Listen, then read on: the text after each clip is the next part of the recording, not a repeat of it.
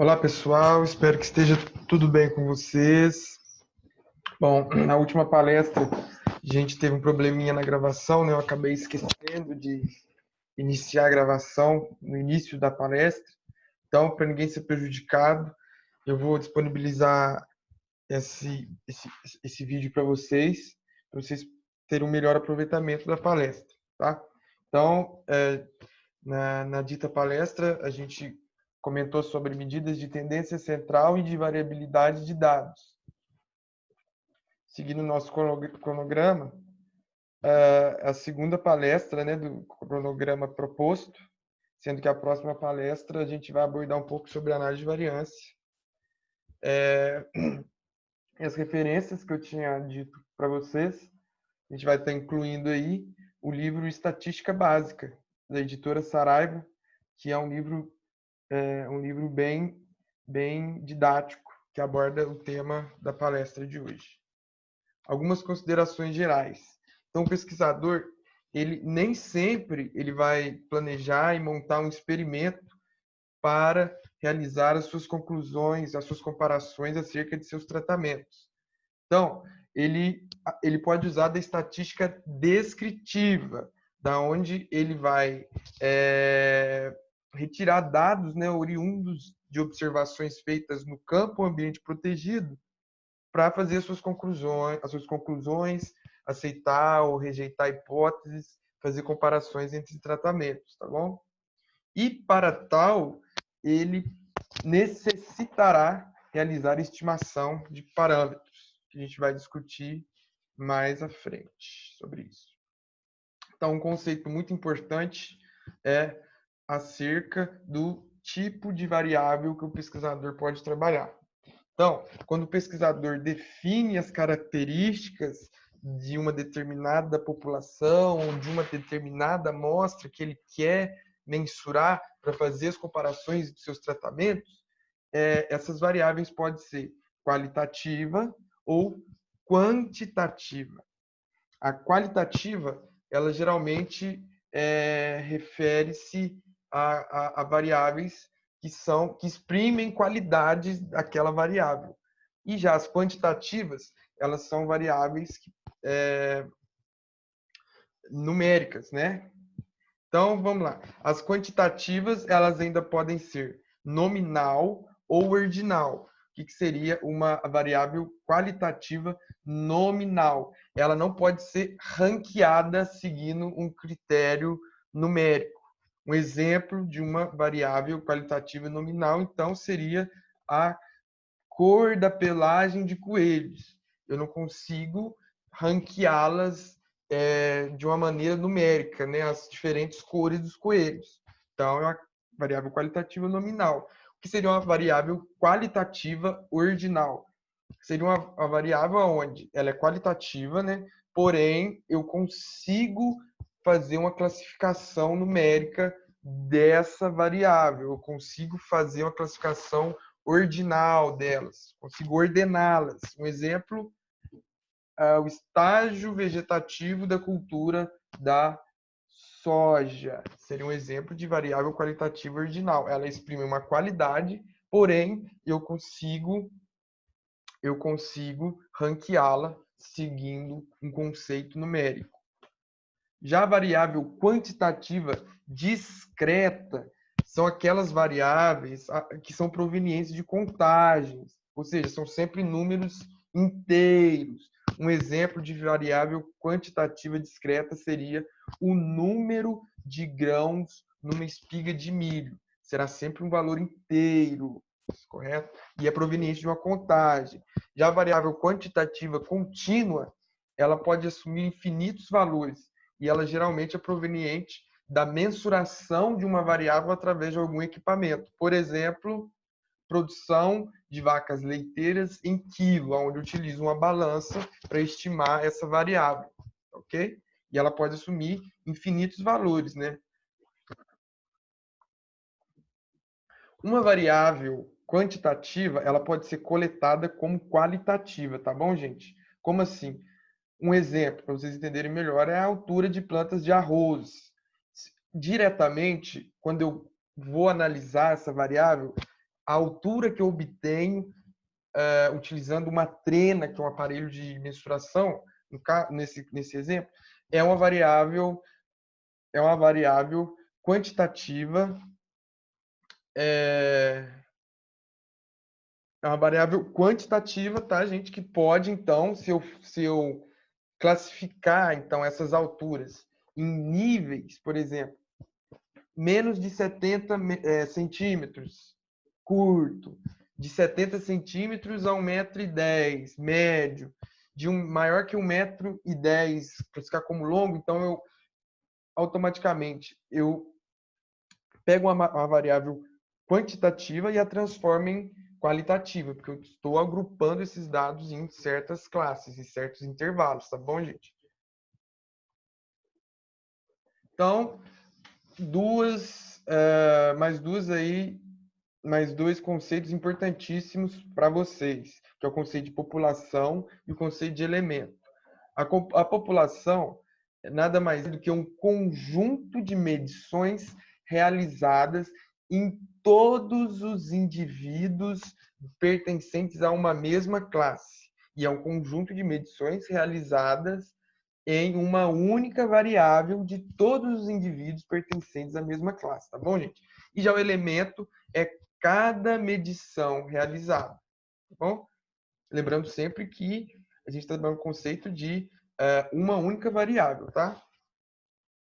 Um exemplo de população, então, seria a medição da produção de todas as plantas de milho no Brasil no ciclo de 2018 a 2019. Aí o valor que eu teria, então, seria uma população, tá?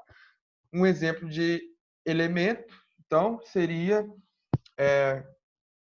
se eu for fazer uma medição de peso, avaliação de peso de todos os frangos de corte de uma determinada granja, a pesagem de cada frango se constitui um elemento.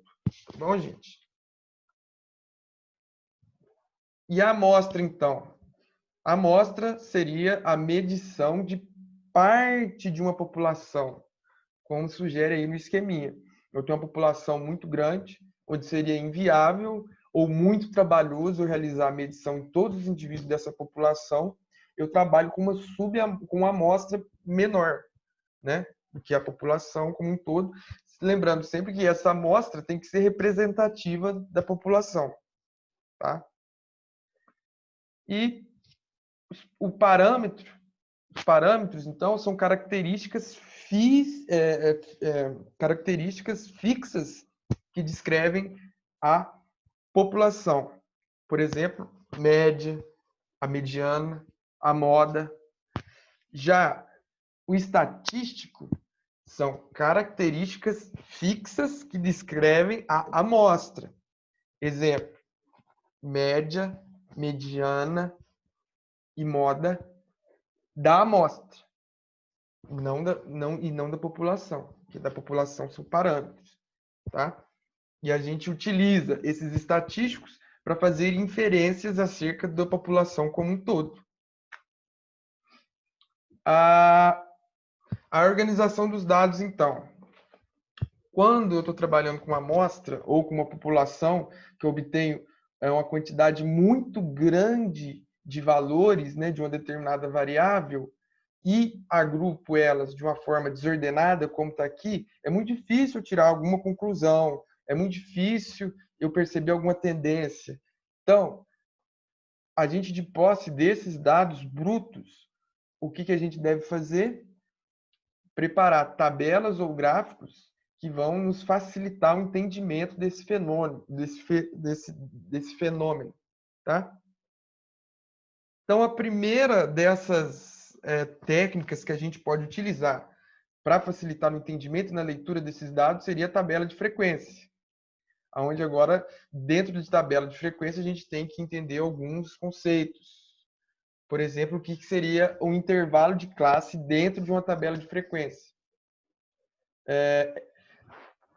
O intervalo de classe ele tem que ser de amplitude uniforme e de tamanho que se manifestem as linhas características da distribuição. Porque se eu trabalhar com intervalo de classe muito grande, eu não vou entender bulhufas do que está acontecendo ali, não vai me resolver nada. E se eu trabalhar também com intervalo de classe muito pequeno, eu vou ter muitas classes com valor zero. Então, também vai dificultar muito o entendimento da distribuição desses dados, tá? O ponto médio do intervalo de classe, de preferência, deve ser um número inteiro e a frequência absoluta relativa ou relativa acumulada. Ou seja, ela pode ser absoluta, que é a contagem em si de cada valor pertencente a cada classe. Ela pode ser relativa, ou seja, o percentual de observações de cada classe em relação ao total. Ou ela pode ser relativa acumulada, né, que nada mais é do que a relativa o acumulado de cada frequência relativa. Tá?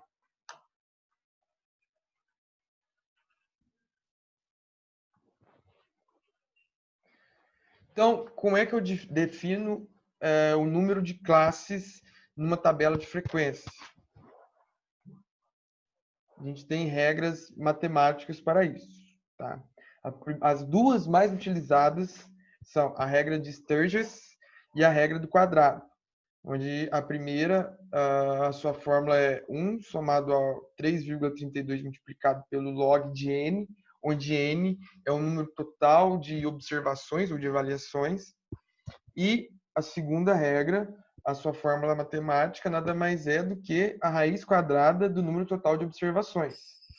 E a gente tem uma restrição aí em relação a esse número de classes, que ela deve se encontrar no intervalo entre 5 e 20, não podendo ultrapassar nem o limite inferior nem o limite superior. A amplitude total, como é que eu calculo então a amplitude total da minha tabela de frequência? Calculando-se então o valor, né, o maior valor subtraído pelo menor valor. Eu subtraio um pelo outro. E, então, depois que eu tenho de posse o número de classes e amplitude total, eu defino o intervalo de classe, que nada mais é do que a divisão da amplitude total pelo número de classes. Bom, gente. E aqui a gente tem, então, um exemplo de tabela de frequência. Aquela primeira tabela onde os dados estavam todos desordenados, a gente vai utilizar aqui nessa apresentação como exemplo aqueles valores são referentes à altura de plantas de sorgo granífero, que foram essas são medições reais que eu extraí do livro que a gente está usando como referência, como exemplo. Então, aqui a gente tem o intervalo de classes nessa primeira coluna, aonde o valor à esquerda é o limite inferior da classe, que está contido nela, né, representado por essa barra na vertical, e o valor à direita é o limite superior, que não está incluso na classe, esse valor, porque ele não tem a barra horizontal aqui. Então, está indicando que esse é o limite superior que já não está incluso na classe. Já está incluso na classe de baixo, que vai de 54 a 62, sendo que 62 é o limite superior, mas não faz parte da classe, faz parte da classe de baixo. Tá? O ponto médio da classe, lembrando que isso aqui é uma unidade de medida em centímetros, né, gente? A gente está trabalhando com altura. Então, aqui, as plantas que têm entre 46 e 54 centímetros, sendo que o ponto médio aqui seria 50 centímetros. Então, nessa classe aqui de plantas entre 46 e 54 centímetros, eu tenho a frequência absoluta, que é de 3 plantas, tá? E tenho a frequência relativa, que é de 3,33%, ou seja, as plantas que se encontram dentro dessa classe representam 3,33% do total. E a frequência relativa acumulada, onde eu vou somando as frequências relativas até atingir 100%. Bom, gente, só para entender aqui a apresentação dos dados na tabela de frequência. A gente tem outra forma também de apresentar esses dados, que é o histograma de frequência, que ele não traz tantas informações, mas ele é muito mais didático e muito mais fácil de se interpretar. No que constitui, então, um histograma de frequência? A gente tem aqui no eixo X, perdão, no eixo X, as minhas classes, então, os limites das classes. A primeira classe vai de 46 a 54, de 54 a 62 a segunda, e assim por diante. A gente também pode interpretar aqui a amplitude total, né? Que vai de 46 até 110 centímetros, ou seja, minha população toda está dentro desse intervalo, de 46 a 110. Minha população ou a minha amostra, dependendo de como foi feita aí essa avaliação. Já no eixo Y, a gente tem a frequência absoluta, ou seja, o número de observações dentro de cada classe. Por exemplo, aqui nessa primeira, 3, né, aproximadamente aqui. Já nas de maiores ocorrências, próximo a 25 plantas, tá? Por 25 plantas dentro dessa classe aqui, de 70 a 78 centímetros de altura. A gente vê que, conforme eu vou me aproximando da média, as observações vão aumentando a ocorrência. E conforme eu vou me afastando aqui da média, não, desculpe, do centro, aqui da classe central, conforme eu vou me afastando aqui das classes mais centrais, a frequência vai diminuindo.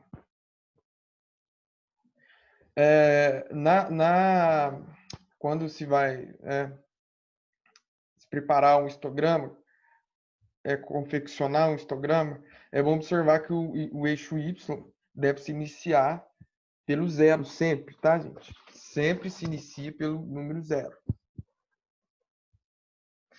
O histograma, ele também pode ser de frequência relativa, que é praticamente idêntico ao anterior, porém, no eixo Y, ao invés da frequência absoluta, a gente tem, em termos percentuais, a ocorrência de cada classe aqui. Outra forma de apresentar, então, esses dados seria na forma de um polígono de frequência, que é muito similar ao histograma, porém com uma grande diferença, né? A diferença crucial entre eles é que o histograma ele leva em consideração o ponto médio da série. Já o histograma ele leva em consideração o limite inferior e o limite superior da série. Quando eu devo usar, então, um e quando devo usar outro? O polígono de frequência ele é mais usado quando eu quero realizar comparações múltiplas entre várias distribuições de frequência, que aí fica mais fácil de se comparar que quando eu utilizo um histograma. Tá? Aqui também o polígono de frequência ele pode ser de frequência absoluta ou de frequência relativa. E a gente então tem a frequência relativa acumulada, que a gente interpreta ela através então da conhecida como ogiva de Galton, onde eu vou inserindo os valores acumulados aqui. Tá? E a curva da distribuição de frequências normal, onde eu utilizo ela para verificar se a minha distribuição, se aquela distribuição que eu estou trabalhando é próxima ou similar a uma distribuição normal. Aqui, através desse esqueminha, fica aparentemente a distribuição dessa população que eu estou trabalhando é uma distribuição normal, certo? Mas a gente precisa fazer cálculos matemáticos para ter mais segurança ao concluir sobre isso, que a gente vai ver ao decorrer do curso sobre isso também. Agora vamos passar então para as médias de tendência central que a gente mais utiliza em estatística, né? A primeira delas é a média aritmética, que nada mais é do que a soma de todos os valores dividida pelo número de valores que eu tenho. Ela tem algumas vantagens, né, em relação às demais medidas de tendência central, que é de ser uma medida exata e rigorosamente definida, certo?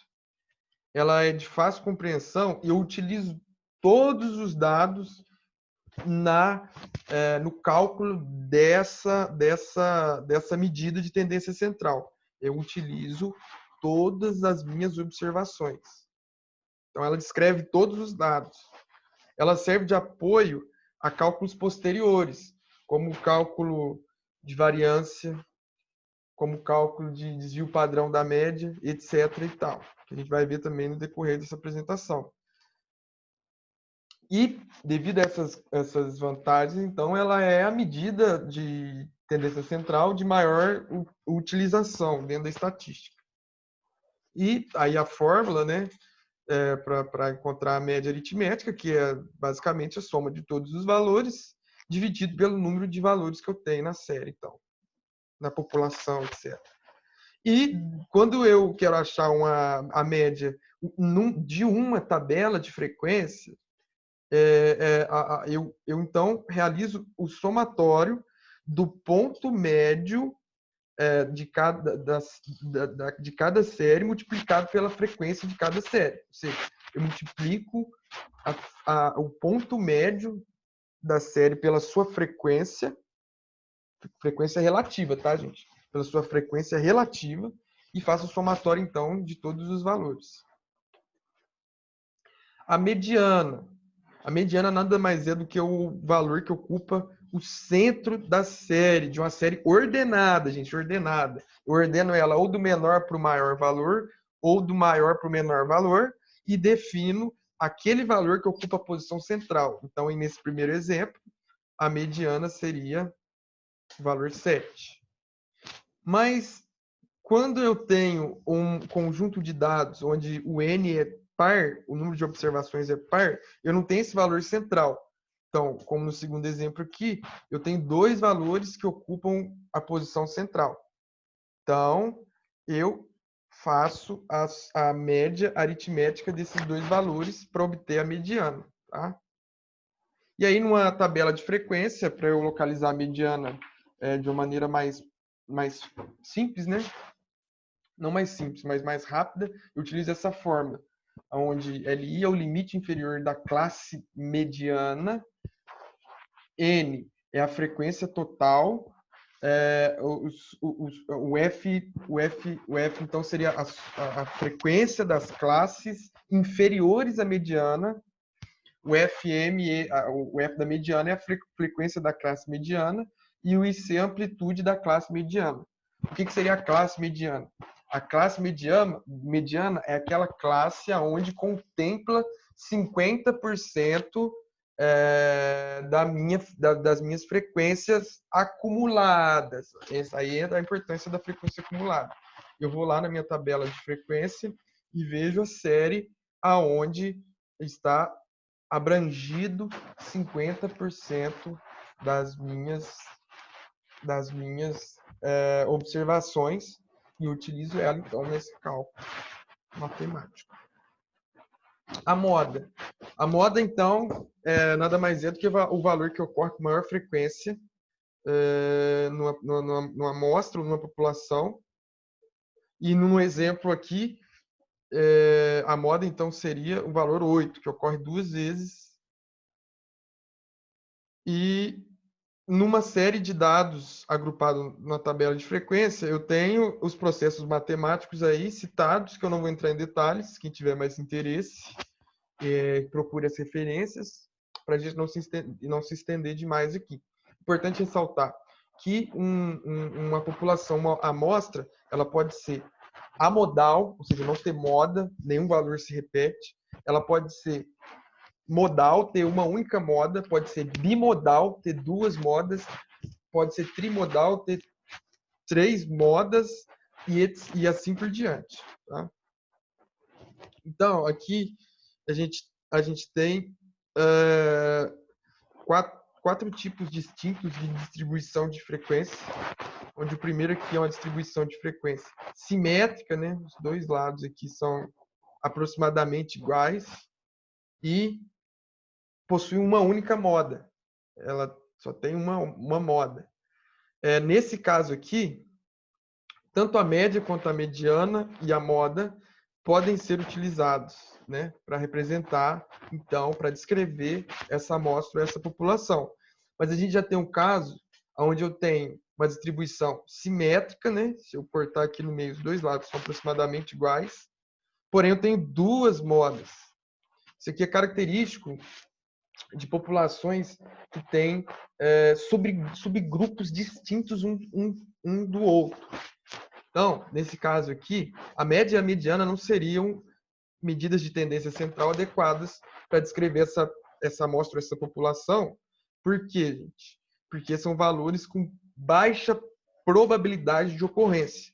Então, o mais adequado seria ou utilizar a moda ou separar esses dois subgrupos e realizar as análises estatísticas de maneira independente entre eles. Realiza uma análise estatística para um e uma análise estatística para o outro. E temos também as distribuições assimétricas. Se eu cortar aqui no meio, vai ser diferente um lado do outro. Tanto para assimétricas à direita, como assimétrica para a esquerda. Nesses casos aqui, onde é assimétrico, tanto para a direita quanto para a esquerda, a mediana seria a medida de tendência central mais indicada para representar essa amostra, essa população. Por quê? Porque a média ela é mais influenciada por outliers ou por valores extremos em relação à mediana, que se mantém mais estável, tá? Então, agora a gente vai passar para as medidas de variabilidade de dados. Por que que não adianta só eu utilizar a medida de tendência central? Fica claro que no exemplo, eu tenho 4 amostras, aonde a variabilidade aqui dos dados em relação à média é muito grande, tá vendo? Mas todos possuem a mesma média. Então, se eu for considerar só a média como parâmetro, eu poderia equivocadamente dizer que essas populações são iguais, sendo que não são. Então, vamos para a primeira medida, que é a amplitude total. Nada mais é do que eu subtrair o maior x pelo menor x, ou a maior observação, o maior valor dentro das minhas observações, subtraído pelo menor valor das minhas observações. Que aqui nessa média a gente já conseguiria distinguir um pouco as populações aqui, ou as amostras, né? Vamos dizer que são 4 amostras. Aqui não está indicando nenhuma variabilidade que realmente não existe. Isso aqui é muito difícil de ocorrer em sistemas biológicos, tá, gente? Uma amostragem assim tão homogênea, sem variabilidade nenhuma, é praticamente impossível de ocorrer em sistemas biológicos. Já aqui, nas duas amostras seguintes, ó, ela conseguiu diferenciar a amostra 2 das demais, porém a amostra 3 e 4, elas ainda não se diferenciaram seguindo essa medida de variabilidade, sendo que a flutuação dos dados em relação à média aqui também é diferente. Essa quarta amostra aparentemente é mais dispersa. Tá bom, gente?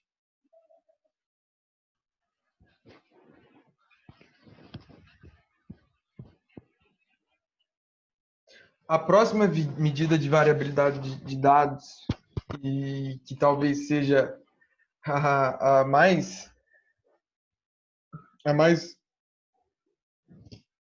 precisa, a mais sensível em diagnosticar variabilidade de dados, talvez seja a variância. Aonde, como eu calculo a variância? A variância nada mais é do que a soma dos quadrados dos desvios em relação à média, dividido pelo número total de observações menos 1, ou seja, n menos 1 grau de liberdade. Uma maneira simples, então, de se calcular isso, de se calcular a variância, seria o somatório de cada observação elevada ao quadrado menos o somatório de todas as observações e elevo esse resultado ao quadrado, dividido aqui pelo número total de observações, dividido aqui pelo grau de liberdade, que é o número total de observações menos 1. E numa série de dados, então, eu teria que a variância, olha que o tanto ficou mais simples de calcular, o D aqui representa a diferença do ponto médio da série em relação à média geral elevado ao quadrado, multiplicado pela frequência relativa da série, dividido por n menos 1. Tá, gente? E aqui no nosso exemplo, então, das nossas amostras, que a gente está utilizando como exemplo, eu teria, aí sim, uma perfeita distinção entre as quatro amostras em relação à variabilidade, aonde a amostra de número 4 é aquela mais dispersa, né? Ou seja, os valores estão mais dispersos em relação à média. Certo? E a gente tem também o desvio padrão. O que nos diz esse desvio padrão? Ele é importantíssimo, pois estima a variação acidental. Lembra do conceito de variação acidental. E eu calculo ele apenas realizando a raiz quadrada da variância, tá, gente? Eu tenho o valor do desvio padrão da média. Ele é importante porque, como a variância ela está numa unidade quadrática, ou seja, os valores estão elevados ao quadrado, aqui eu já tenho valores na escala real, tá? E no nosso exemplo aqui, então, eu teria as 4 amostras com maior desvio padrão, a de número 4, lógico, né? Teve maior variância, então também teria que ter maior desvio padrão da média. Então, aqui, aqui a gente já está trabalhando com as unidades na escala real dos dados, enquanto a variância estava tudo elevado ao quadrado, certo, gente? E a gente tem o erro padrão da média como outra medida de variabilidade de dados, que essa medida de variabilidade me indica a precisão da média, ou seja, quanto menor o erro padrão da média, mais próximo é a minha média calculada da média real. E como é que é obtida? A gente divide, né, o valor do desvio padrão da média pela raiz quadrada do número de observações, o número de avaliações. Que aqui, então, a gente teria esses valores para o erro padrão aqui do nosso exemplo, né, das amostras que a gente está trabalhando como exemplo. A gente tem também o coeficiente de variação com medida de variabilidade de dados, onde o coeficiente de variação ele me diz acerca da precisão experimental. E nada mais é do que a expressão do desvio padrão da média em termos percentuais, né, em relação à média. Então, a gente divide o coeficiente, a gente divide o desvio padrão da média pela média e multiplica por 100.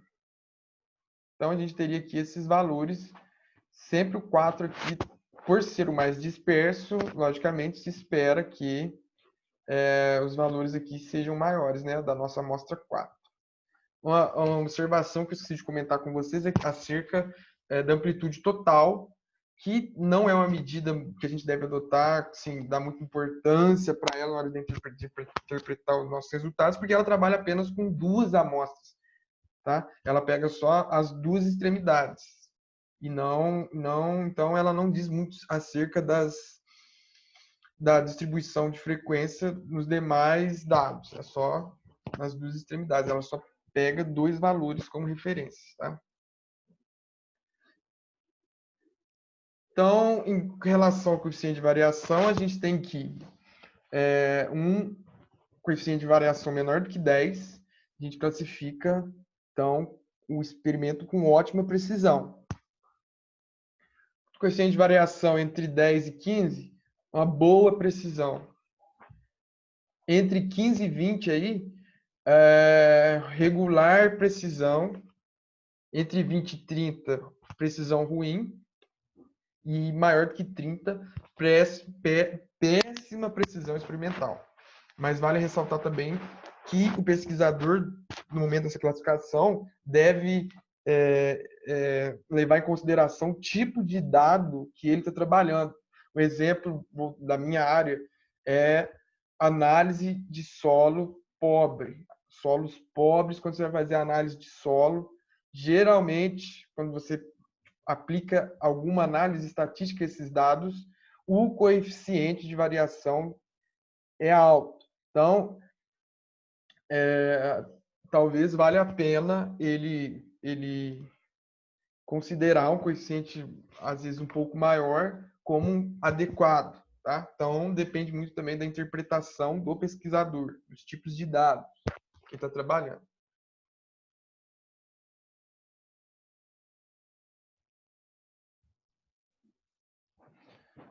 Bom, gente, agora a gente vai passar para a nossa parte prática, então, da palestra da aula de hoje.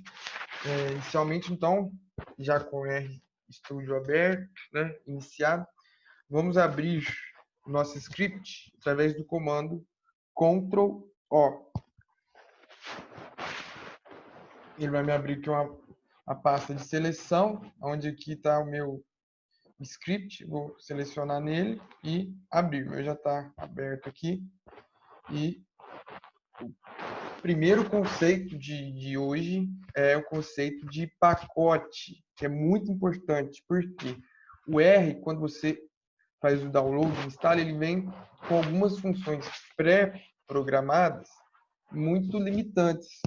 Quando você baixa e instala pacotes, você aumenta muito as suas possibilidades, os seus recursos, as suas funções. Ou seja, o R, na versão que você instala, ele vem só com o básico para ele funcionar mesmo, algumas funções muito básicas. Então, a definição de pacote nada mais é do que um conjunto de funções criadas por outras pessoas, também são usuários do R, que desenvolvem esses pacotes e deixam disponível para o download e para o uso posterior dos usuários do programa. Então, o primeiro passo para eu utilizar um programa é instalá-lo no meu computador, instalá-lo o programa através do comando install package aqui, tá, gente? Aquele script que eu deixei para vocês já tem. Então, aqui ele está como comentário para vocês executarem. É só apagar o asterisco, tá? Que ele já vai estar pronto para ser executado.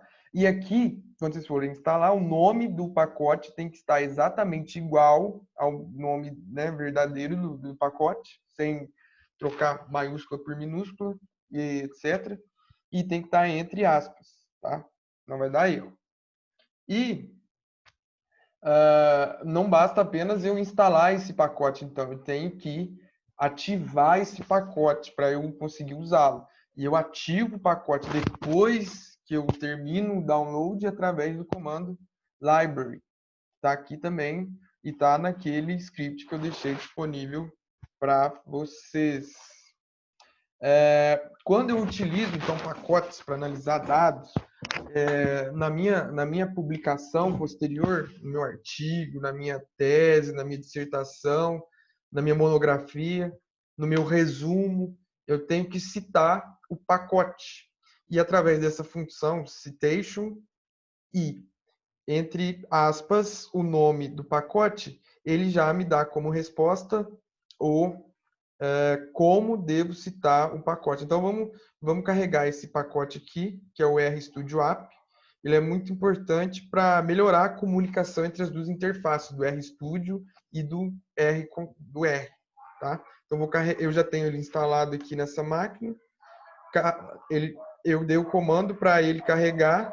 Ele voltou aqui, sem mensagem de erro. Ficou azulzinho, sinal que carregou. E vou utilizar a citação. Vou pedir para ele me falar como deve ser a citação. Ele vai me tornar aqui, ó, como eu devo citar o pacote, desenvolvedor, tal, o ano e tudo mais. Então, eu devo citar o pacote que eu uso. O Garbage Collect é um gerenciador de memória, né, que ele exclui memória inativa. Muito importante, sempre que vocês forem iniciar um novo trabalho, usar esse comando, que é o Garbage Collector, GC, tá aí também no script que eu deixei para vocês. E esse comando aqui, ó, o getwd, ele confere o diretório de trabalho, onde o R vai salvar tudo que foi gerado aqui, que vocês pedirem para ele salvar. Quando eu dou esse comando, ele me torna lá embaixo, né, no console, o caminho do diretório. É muito importante, gente, que vocês não utilizem acentuação para nomear pasta e nem caracteres especiais, porque ele pode ter dificuldade de encontrar, pode dar erro, tá? Então, não utilizar acento e nem caracteres especiais, beleza? E se eu quiser mudar esse diretório onde o R está trabalhando, onde o R está salvando os meus arquivos, é o comando setwd.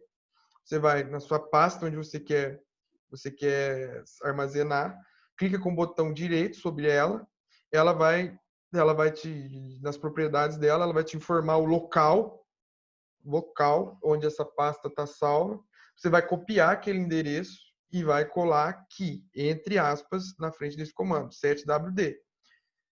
Observação, quando você colar, ele vai vir com a barra flexionada para o lado direito. Não, ela vai vir com a barra flexionada para o lado esquerdo, tá, gente? Sempre tem que estar flexionada para o lado direito.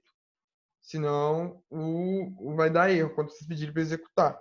Então, eu já mudei meu diretório, mas vou dar o setwd aqui com o mesmo diretório, só para vocês verem que o comando funciona. O comando funcionou.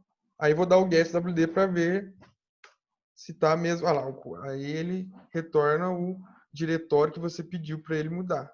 Eu deixei o mesmo diretório só para vocês verem. Agora a gente vai aprender como transferir, como ler um arquivo do Excel, como transferir esse arquivo para dentro do ambiente R.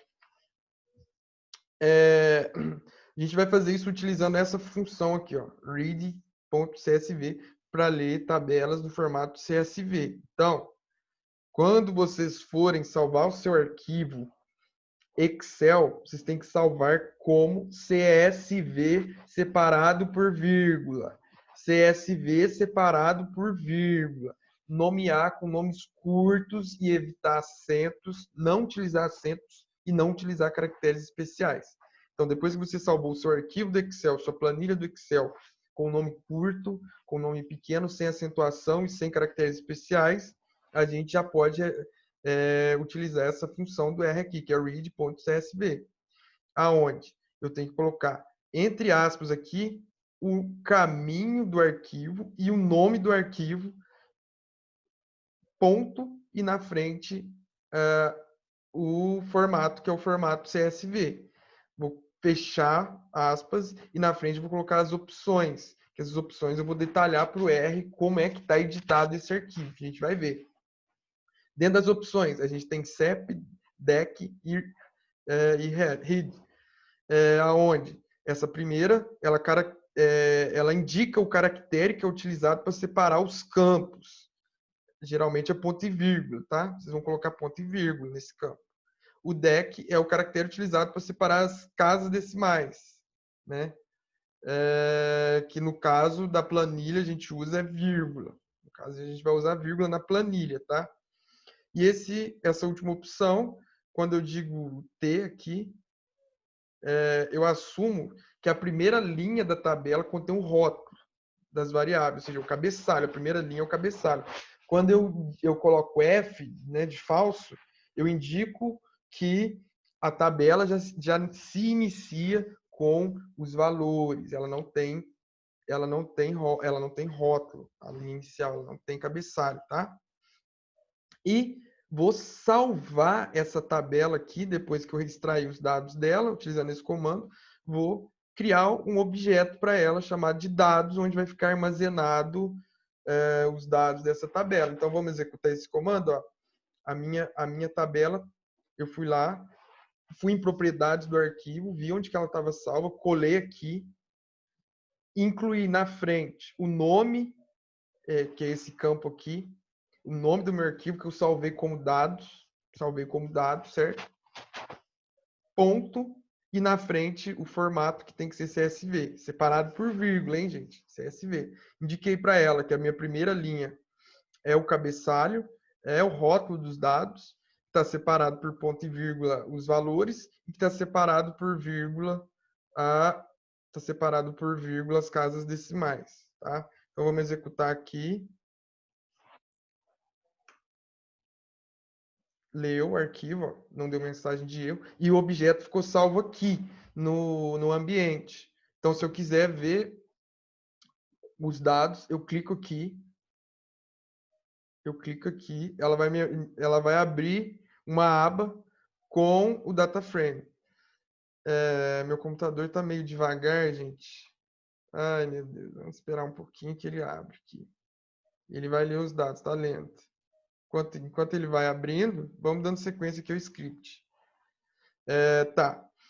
Então, eu cliquei aqui, ele abriu uma nova aba aqui com o data frame, que ainda está carregando.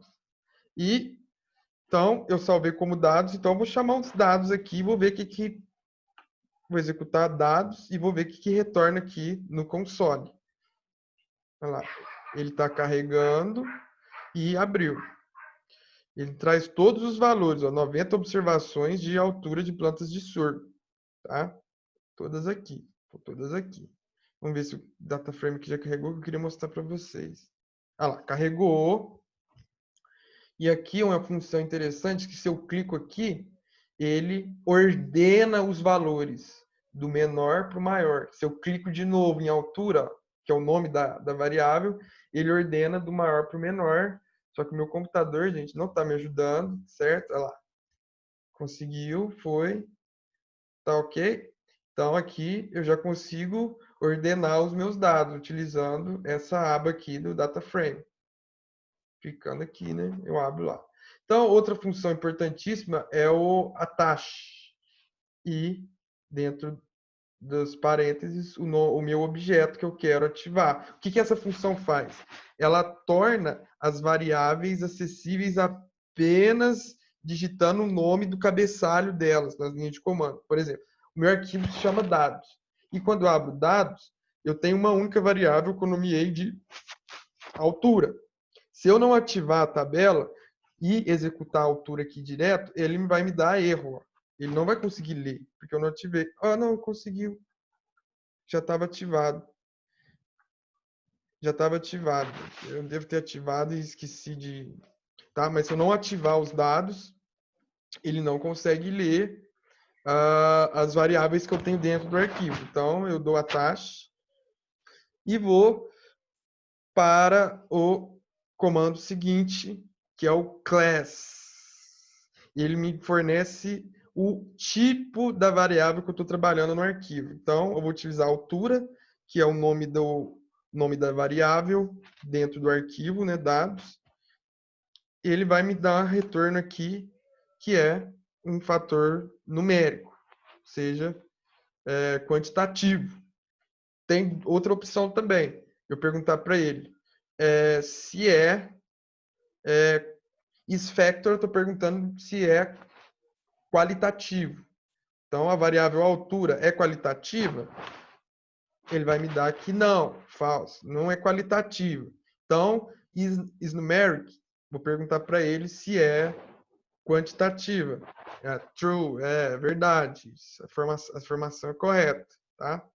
Então, algumas funções aqui que já vêm programadas no R, que já vêm embutidas, inseridas no R, se eu instalar em um pacote, que é a função aqui, o min, que retorna o valor mínimo da minha série de dados, olha lá, 46, o valor máximo aqui, 110, a amplitude dos meus dados, olha lá, que vai de 46 a 110. Aqui, ele me dá os quantis, né? Os quartis, no caso. Ele está aqui dando o primeiro, segundo, terceiro quartil, né? Aqui, o que isso quer dizer? 0% das minhas observações são inferiores a 46. 25% das minhas observações estão entre 46 e 70,55. 50% das minhas observações estão entre 46 e 78,105.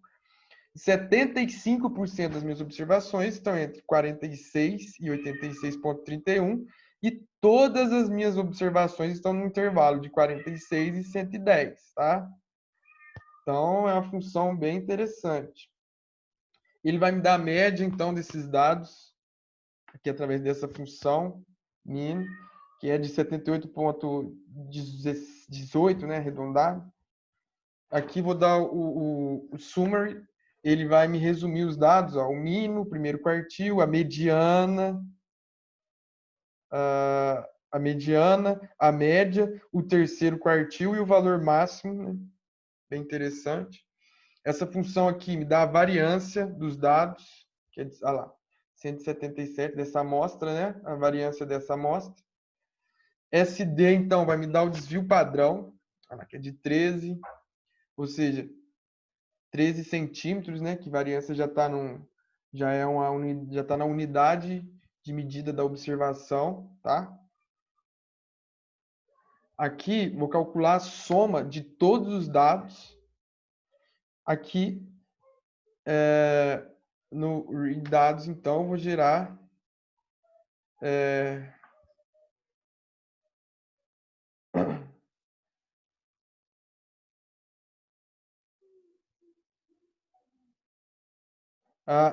o read dados, gente, ele me fornece informação do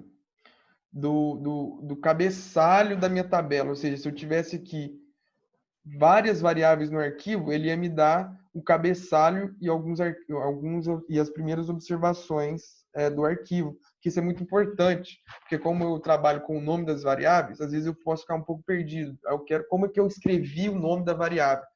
Aí eu dou esse comando e eu consigo ver o nome da variável. No caso aqui, a altura e como está, né, escrito. Porque lembrando, qualquer pequena alteração aí já pode gerar um problema muito grande na análise dos cálculos, né? A altura, por exemplo, se eu escrever altura com A maiúsculo, o software não vai reconhecer a variável, porque é case sensitive, gente, não se esqueçam disso.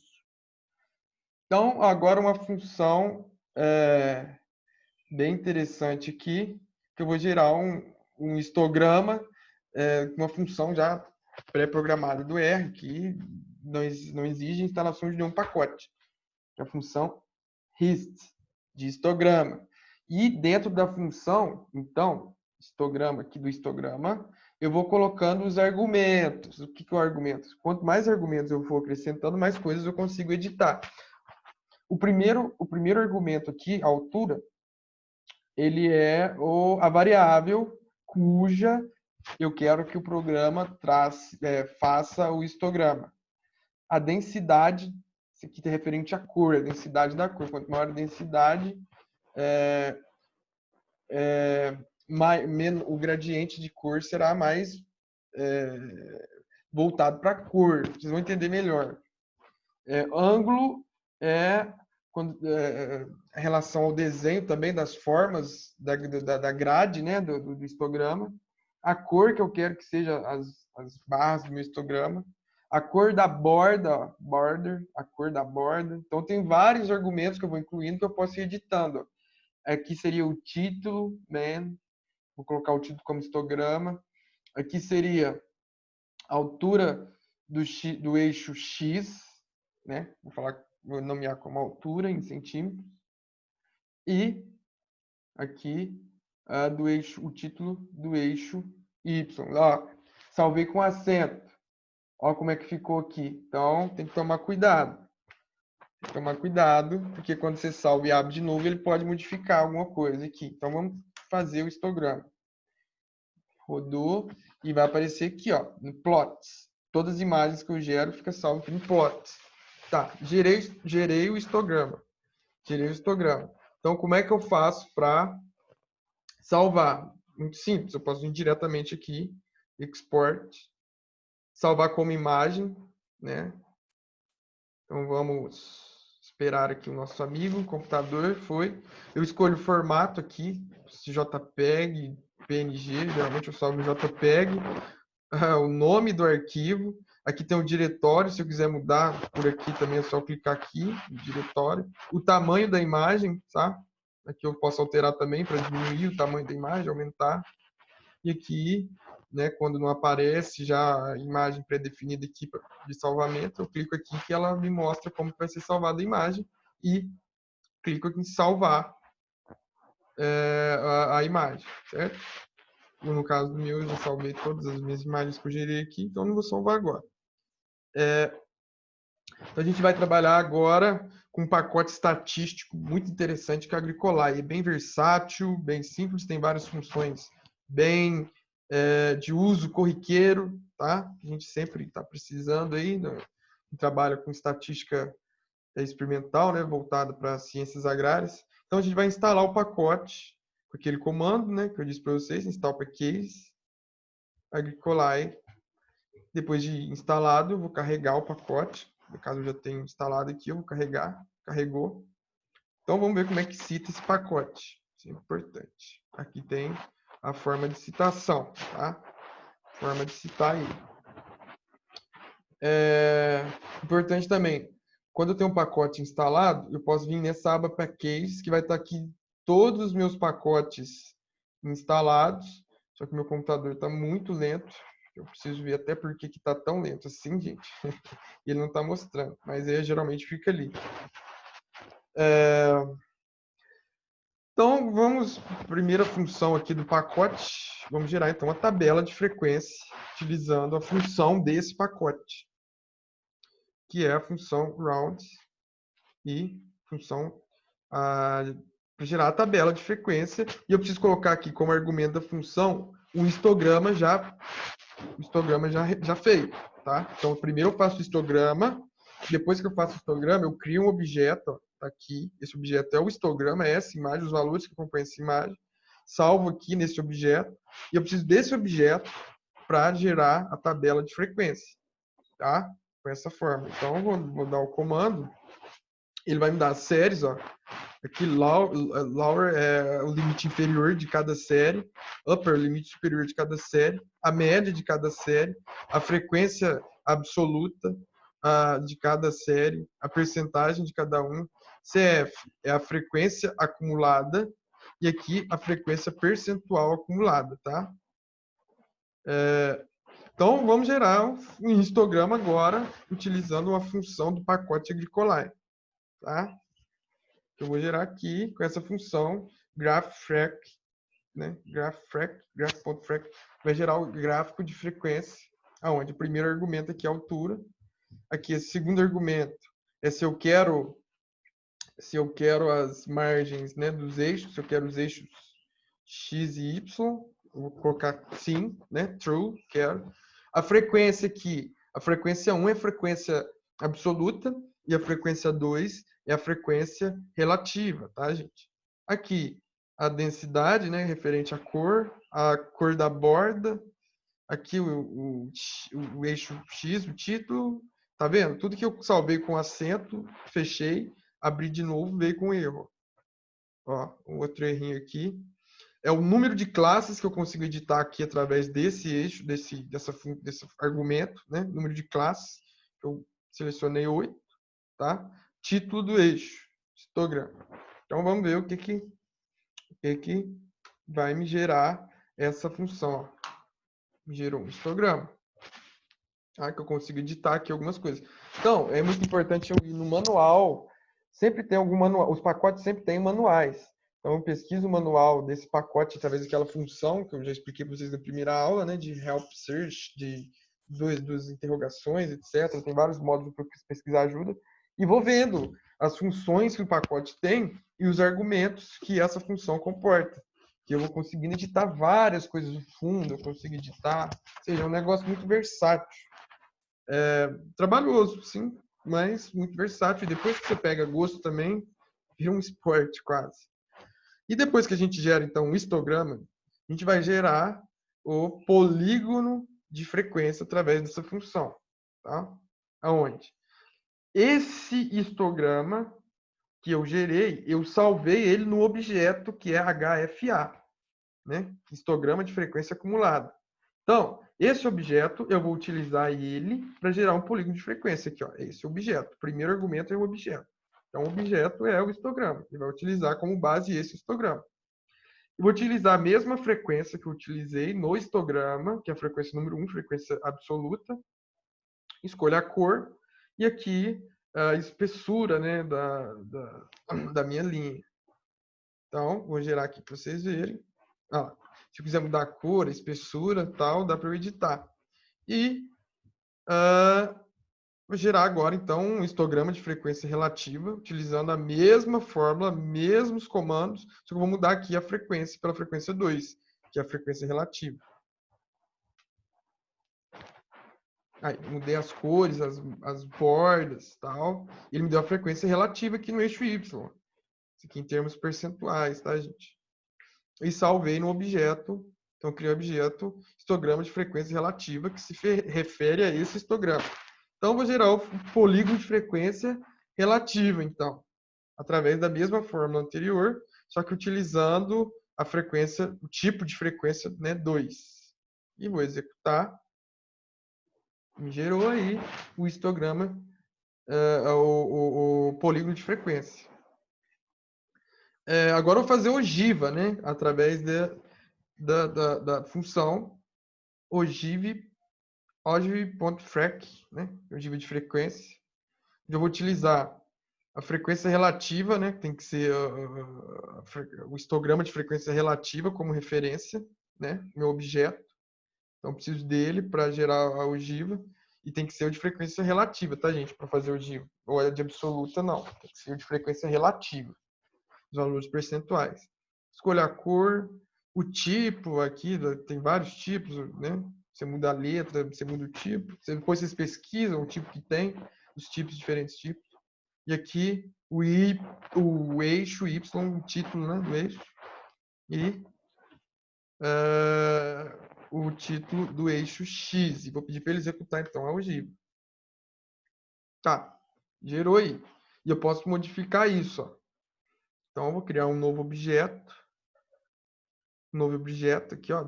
Vou nomear ele de points. E vou utilizar a mesma função que eu fiz. Mas agora eu vou acrescentar uns argumentos diferentes aqui, ó. Tá? E vamos ver o que ele vai me dar de... Olha lá. Acrescentei as margens superior e margem direita. Tá, gente? Através desse comando. Frame aqui, tá?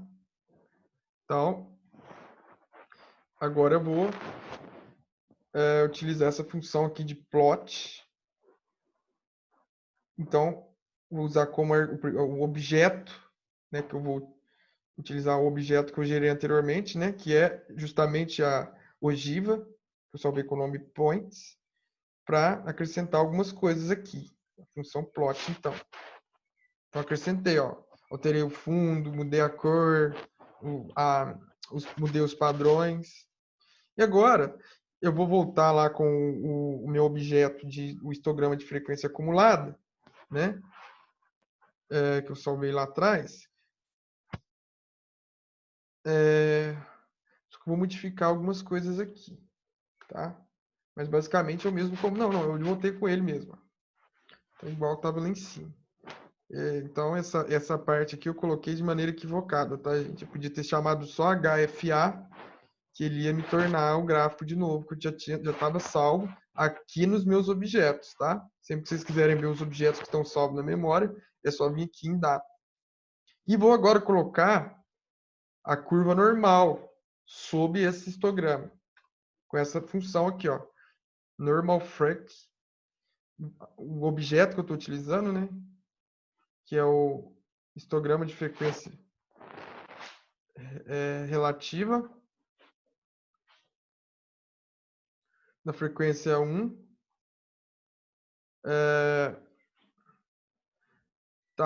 tá, gente, olha que legal. Quando você coloca a frequência 1, ele já muda aqui, porque eu utilizei o de frequência relativa. Aí ele mudou para frequência absoluta, ó. Aqui está a frequência absoluta, tá, gente? E a cor, a margem que eu quero. Então, o que me diz isso aqui? O que seria uma distribuição normal, essa curva que eu tracei aqui, e como os meus dados estão distribuídos. Tá vendo que ele está seguindo o padrão da curva que eu plotei? Tá? Então, aparentemente os dados têm uma distribuição normal, porém eu necessito fazer cálculos matemáticos para ter certeza disso, que a gente vai ver mais ao decorrer do curso. E essa função aqui, ela me traz as estatísticas, a variância, a média, a mediana e a moda, utilizando como referência a tabela de frequência, tá? Ela não pega os valores e agrupa, ela pega a tabela de frequência que eu gerei, tá? E gera os dados de variância, de média, mediana e moda, utilizando a tabela de frequência, tá? Então, era isso que eu tinha para falar para vocês. Pessoal, muito obrigado aí pela atenção.